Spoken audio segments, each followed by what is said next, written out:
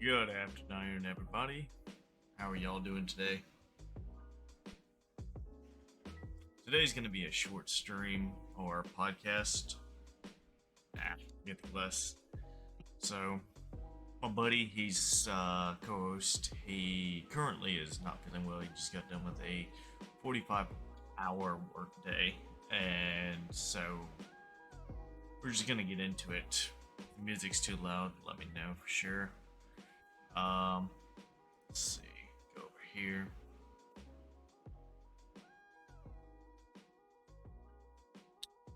But anyways, today's topic is relationships. This is my personal opinion about things like that. So, I've been in a relationship with this lady for roughly about 8 years. It was very new to me in a lot of ways. Like I explained in the introduction videos and everything, it was more of a long distance thing, and our personalities did not work well with each other. So, the topic is relationships and where do you start with a relationship. So, I've been thinking about it lately, and a lot of people get into a relationship, they think, oh, let's meet somebody, new, somebody not related or not, well, I hope to God you don't date anybody related. I meant like friend group and stuff like that. Well, my personal opinion is you should look for somebody who is actually a friend. Um, if you were awkward like me and don't really have that kind of social experience with people, I've had maybe one or two friends that were girls. Uh, Not really a big thing or anything like that. So I just pretty much just, hung with the guys a lot of times. Uh, Honestly, I could tell you a lot of things, but there's no point. Uh, really, the whole romance thing didn't work out with my friends. So, I went with, the second best thing, somebody I met online. And that's not a good start. But going into a relationship, you should absolutely not focus on what comes next. Focus on what the connection is. Okay, what do you have in common? Simple things. You don't want to date somebody who's going to be like, oh, you like this, and just immediately push you aside or anything like that. You want somebody who's going to hear what you say, understand what you mean, and you got to put your mind in that moment too. If they start talking to you, you want it to be something that's not just a nodding and yeah, okay, yeah, No, actually engage with them. Do like how I'm gonna do with y'all. Like I'm gonna ask you questions. I'm gonna try to figure out the answers myself.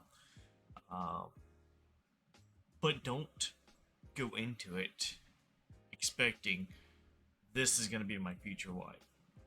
No, ignore that. Enjoy the moment. Be friends with the person and grow with it. Me and my ex, we have a lot of arguments. We act like an old married couple, which a lot of people say, oh, that means y'all are really close. No, it did not. Personally, there was just too many differences. We liked games. Cool, you know. It's great to have somebody who has the same hobby as you, gaming. Uh, but she was into handhelds, and she's really good at those kind of things, turn-based games and stuff like that. Me, I'm into competitive games. So, when you get into a competitive game or something like that, you're going to run into rage, anger, stuff like that. I'm highly, highly competitive. I will yell at my teammates. Unfortunately, I do admit that. I shouldn't, but this is just who I am. I get mad. I don't think that if I'm going to have somebody play games with me, it's got to be somebody who's a guy who. It can be a girl, but I don't want to make a woman feel like I'm aggressive to her. I want to hang with the guys when it comes to those kind of games. Um, Another thing is, let's get over here and look at this. So, be authentic with it. I got a thing right here. It's telling me, an article that I've been looking at. It says, no imitations, please. If you're being true to who you are, it will be the best version of you, which is the real version. Whoever you are with is there for you, and there is no point in presenting a false version because, in the end, we all want to be loved for who we are, not who we might be in some alternate universe. And I agree with that. I mean, if you start off fake, what do you gain out of it? There's nothing. There's nothing to gain. All you do is just loneliness in the end. Actively listening is one thing it mentions. But yeah, I mean, I got this in the Discord chat under articles of interest. Go check it out if you want to read it. It's short. It's very short. Let's see. We also got beginning of a relationship 101. Back in the old days, people wanted to get married and stay married to the same person. That's not the case nowadays. A lot of people think, to get into a relationship, you should immediately sleep with them. And I don't think that's right. I mean, I've done it, and I'm guilty of it. I mean, it didn't make me feel better. It didn't help anything at all. A lot of women sit there and say, let's just get the awkward part out of it. Don't don't do that. Be a real man. Tell them no. You know, if you get hot and heavy and start kissing, whatever. Try to keep it in mind. If they're that easy, how many other guys have they done this with?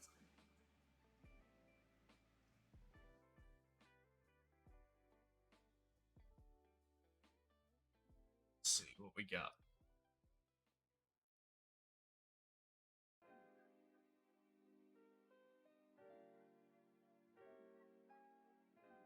Okay, so here's a good one I'm looking at. Don't don't be afraid to be a little bit vulnerable. Show the weak side of you. I mean, honestly, it's not the one thing guys want to do is I'm Mr. Macho and you can't hurt me and I can take. It just shows how insecure you really are.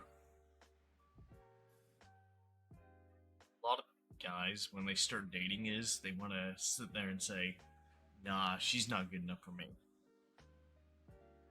You yourself are perfect for somebody. Don't let nobody tell you that. Me myself, I've always looked at it and said, "No, she's way too beautiful," and I've missed out good opportunities to be with somebody I probably could have spent the rest of my life with. Uh, I felt very shallow in the sense that I was going for a beautiful woman, but felt that insecurity of myself where I'm like, she's too good. Nobody's too good. Everybody's got flaws. Everybody's got weaknesses that they don't want to show. But find that opportunity to share that weakness with them. Don't be afraid to say, You watch chick flicks and enjoy crying to Old Yeller or some crazy stuff. It's not that bad. It's honestly a wonderful thing to feel like you can talk to somebody and you don't feel like you're being pressured into being something you're not. If my buddy was here, he'd probably sit there and say something really goofy right now, and I'd be like in an absolute shambles right now. Um, Sorry if I'm mumming. I'm still very nervous doing this podcast setup and talking with everybody.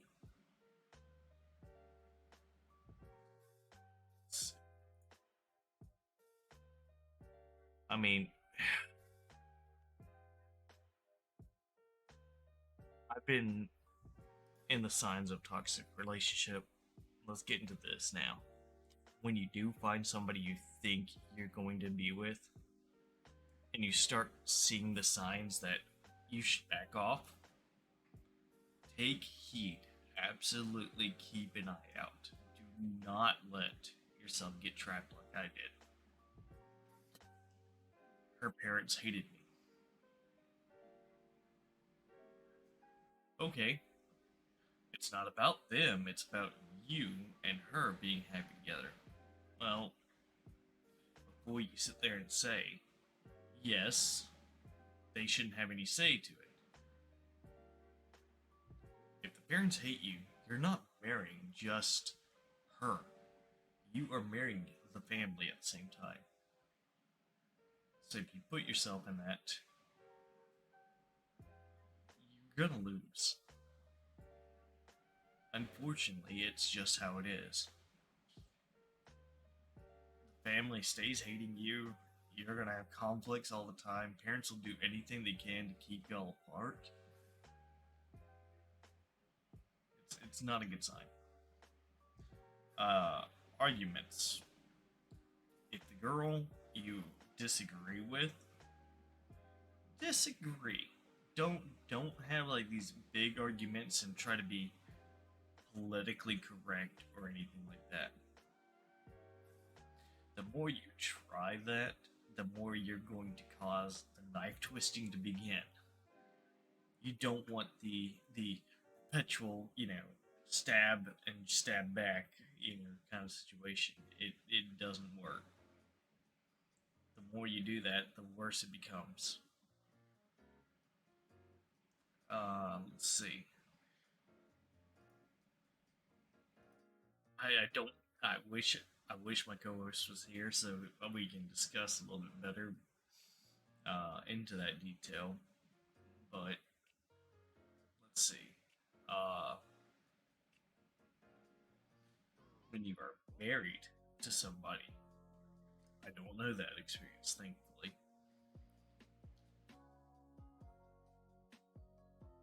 Don't just be like, yes, yes, yes, yes to her all the time. You as a person need time. You need space from her. She needs space from you.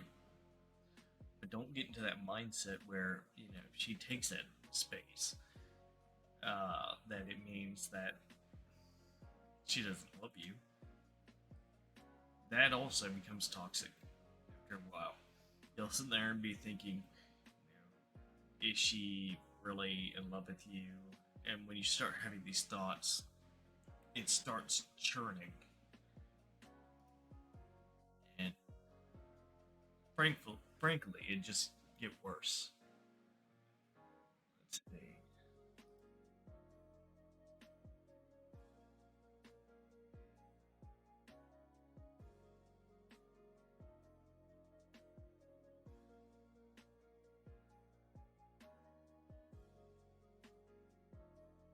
Let's find that article real quick.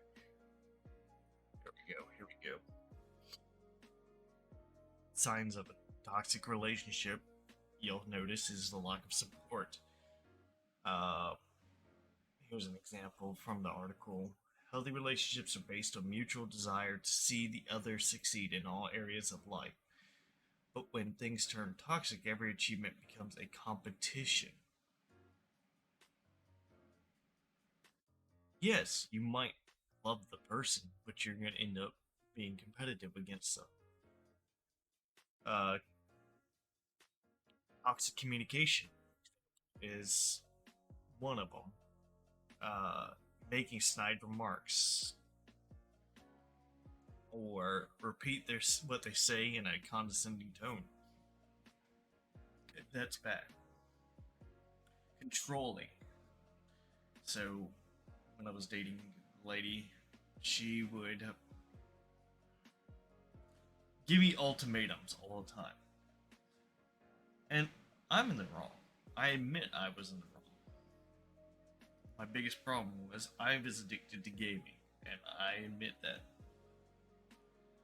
I played Destiny way too much. Not a good not a good game honestly, but you know, hey, I enjoyed it.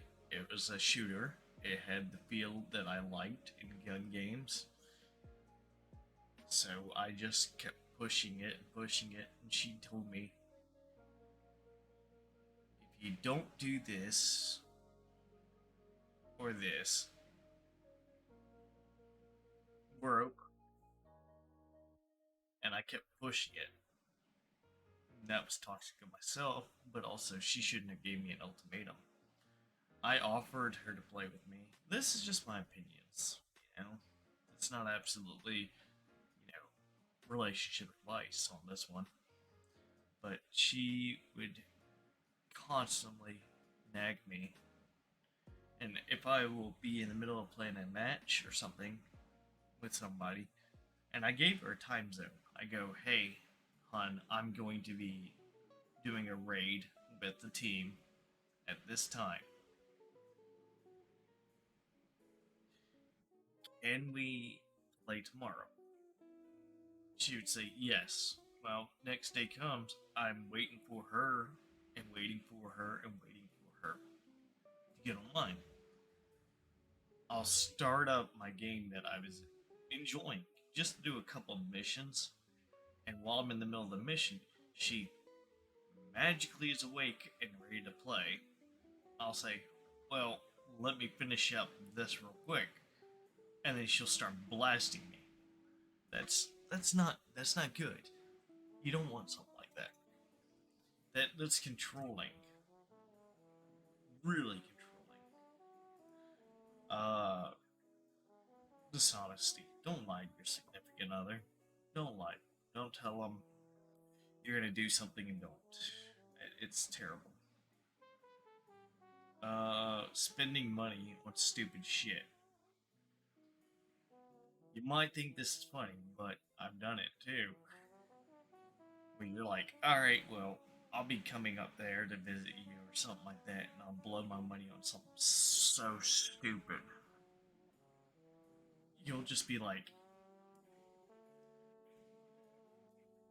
good job, me. So now I'm broke. I can't visit you. Uh, Also, telling you to change. If she really fell in love with you to begin with, did she really fall in love with you if she's telling you to change? No, I didn't think so. It's not good. You should be in love with the person you are. She should be in love with the person you are. You can't sit there and change that. Let's see. Also, nowadays, getting involved with someone is even harder now. Like, you got all these dating sites, Tinder, all these places, going to a bar and stuff like that. It's not good. A lot of people are becoming unsocial, and it makes it even harder to find that right person for you. They have a fear of ghosting. I know this whole thing doesn't seem put together very well, and I'm sorry about that. This is just kind of an on the moment kind of feelings in my head. Uh, So, bear with it. But you get into Tinder or something like that, you get catfish a lot too.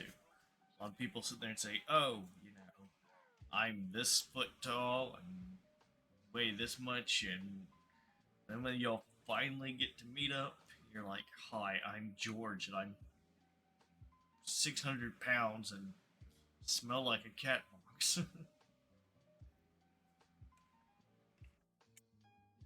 Yeah, that's not good.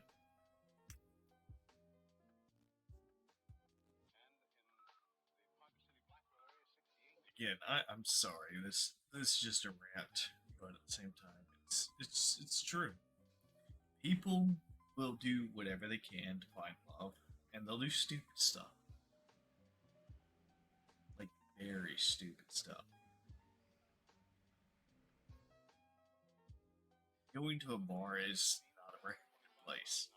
Sure, if you're out there drinking and having a good time playing pool or something like that, and you see a cute chick playing pool, oh, go for it.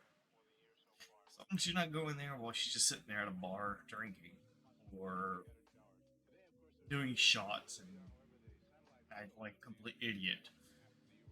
If you go for those kind of people, you're just desperate and you just want somebody to acknowledge you, and that shows insecurities. I don't recommend it at all. Anyways, this is all I got for today. I know it's short. I was aiming for an hour, but since without fear, we really have no idea what or how anything is gonna play out. Next week, I'm gonna try to get a streamer in to do a Q&A. So feel free to jump on and join the Discord. I believe I got the Discord open. It's right there in the description for In the Mind of Men and Women. It's the Discord channel name. Follow me at the Podcast Thinker. I'm just thinking of new things to do. I'm not looking for fame. I'm not looking for anything. I'm just here to help and here to learn. That's the main goal for this channel. Hear other people's opinions, to, to get input, advice,